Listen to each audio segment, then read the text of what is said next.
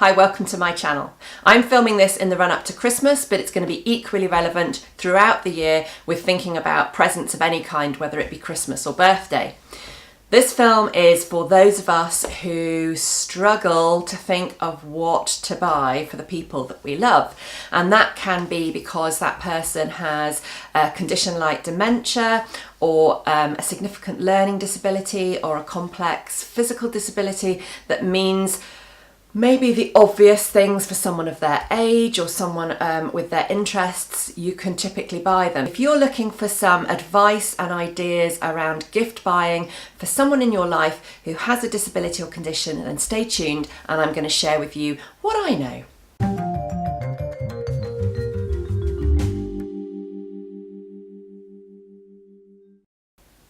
Gift buying and choosing can be difficult at the best of times. Some of us love going out present shopping, some of us hate it, some of us find it really challenging.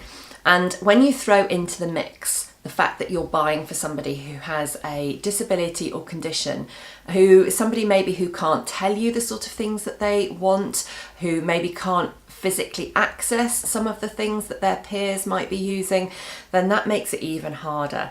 Something that I've found a challenge over the years is that I have two children, and one of them is neurotypical and one of them has a disability. And it's really hard to have this concept of being fair. If you have a disabled child, it's really not achievable to be fair to all of your children, however many you have, because you can't be fair in terms of maybe the holidays you go on, or the things that they do after school. And maybe you can't be fair about gifts either. So if you've always had in your head that you want to spend £100 on each of your children every Christmas, but if you can't think of £100 worth of things that they need or want or would enjoy, then maybe we need to think about this idea that they don't get the same. And if that feels really awful for you, you can't bring yourself not to give them an equal value of gifts, then maybe what you could do is give them £40 worth of gifts and put £60 in their bank account. Another little nugget that I learnt when James was quite young actually was I would feel really bad about suggesting ideas for people to give James which were things I wasn't really sure would work. And I really don't know whether it's going to hit the mark, whether he's going to be able to use it, whether he's going to be interested, whether it'll get lobbed across the room. And actually, what I think is you just need to try. Unless you try, you maybe don't know. And there are probably people who are hounding you for ideas about gifts. Just give them the ideas. And if it doesn't work, find a new home for it. It may be that you need to think about giving money.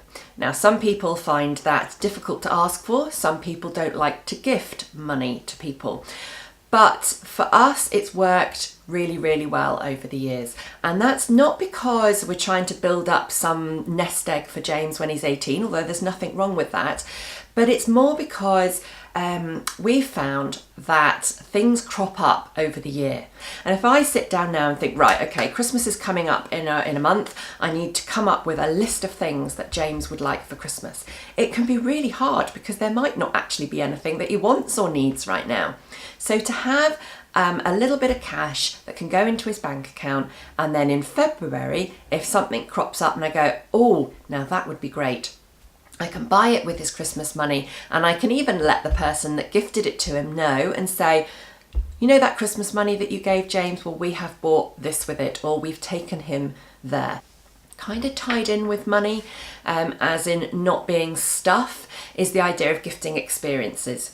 We love gifting and receiving experiences in our family, and it can be anything from cinema vouchers. It could be if your young person or the person that you love loves going to concerts, it could be a voucher for concerts. So vouchers and experiences. Let's say even for argument's sake, you think maybe the person that you love would like to try horse riding.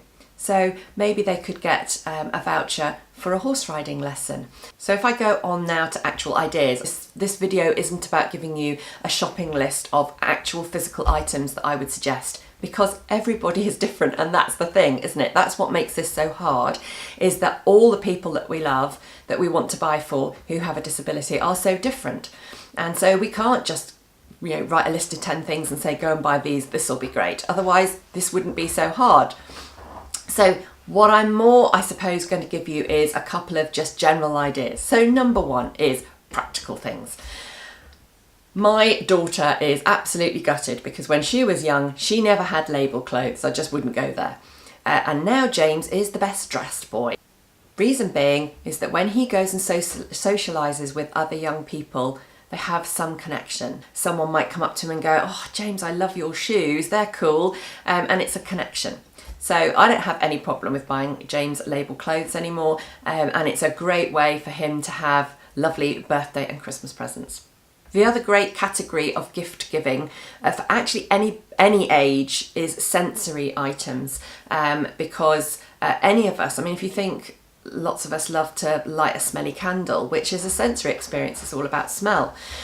So sensory items are a great gift idea for all ages and all abilities. There's lots of fab websites out there selling purely sensory toys and sensory items, and they're usually specialist.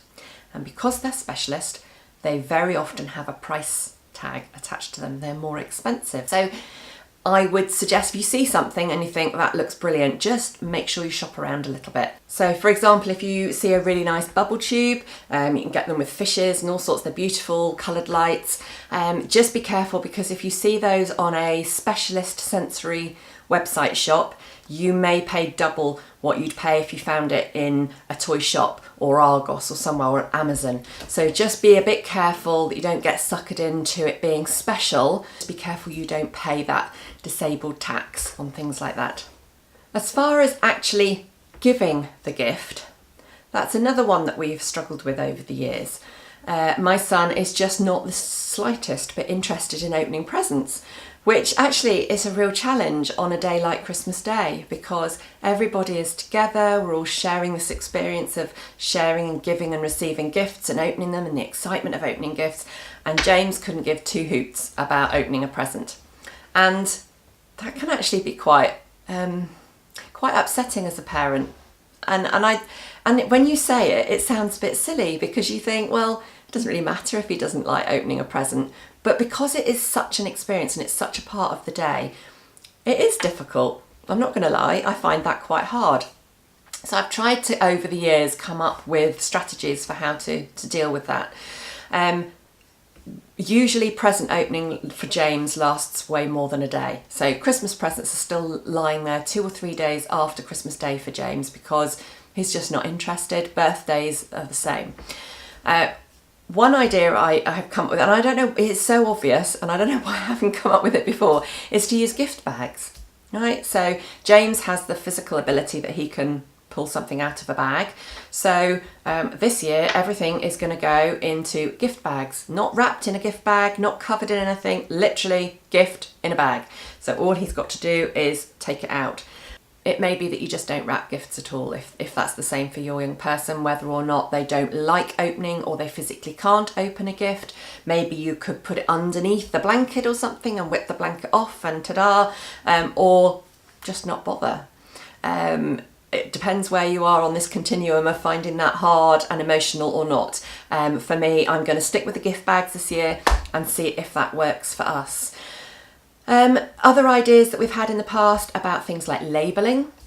If the person that you're giving to can't read their name, how about printing out photographs of them and stick them onto the front of the parcel so they can find their own gifts. The other thing about wrapping gifts is, and again, you'll know if this is relevant for the person that you're giving to, put the batteries in, take the packaging off, so it is literally ready to go as soon as you open the present.